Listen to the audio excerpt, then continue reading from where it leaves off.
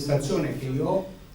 Il coordinatore siciliano dell'UDC, Giampiero D'Alia, rompe gli indugi, non usa mezzi termini e dichiara che il terzo polo in Sicilia non esiste, non è mai nato. Ed afferma inoltre che l'MPA ha più difficoltà nelle scelte perché è vincolato dal Partito Democratico. Anche ad Agrigento il terzo polo non è mai esistito e la conferma è arrivata venerdì scorso nel patto per le amministrative tra PD, MPA e Futuro e Libertà, che ha di fatto escluso l'UDC, almeno per il momento. Giampiero D'Alia è stato chiaro, del suo è un attacco a tutto campo che non risparmia nessuno. La maggioranza non c'è, afferma il senatore, e non penso si possa mettere in piedi in pochi giorni. I problemi sono profondi, questo perché Lombardo è geloso della sua autonomia e perché il PD è diviso.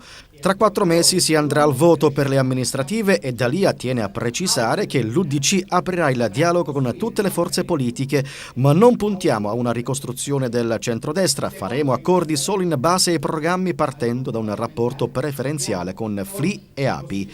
Noi abbiamo lanciato una proposta, aperta anche al centrodestra, un grande patto civico per Palermo. E infine anche una stoccata all'assessore alla salute Massimo Russo. Non accetteremo più la candidatura di primari alle prossime elezioni. Proporremo all'ARS una norma per la non candidabilità. E se D'Alia manda all'aria alleanza con l'MPA, il PD non se la passa certo meglio. L'area Lumia Cracolici in tandem con Innovazioni ormai chiede a gran voce un congresso straordinario, ovvero la testa del segretario Giuseppe Lupo.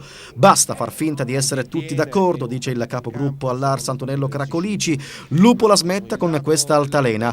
Posizione condivisa anche da buona parte della deputazione regionale, che mercoledì farà il punto della situazione, e da Bernardo Mattarella. C'eravamo dati come obiettivo le alleanze larghe, invece adesso rischiamo le primarie dell'isolamento. Non siamo né con Lombardo né con Leoluca Orlando, ne risponderà chi ha gestito tutto in maniera solitaria.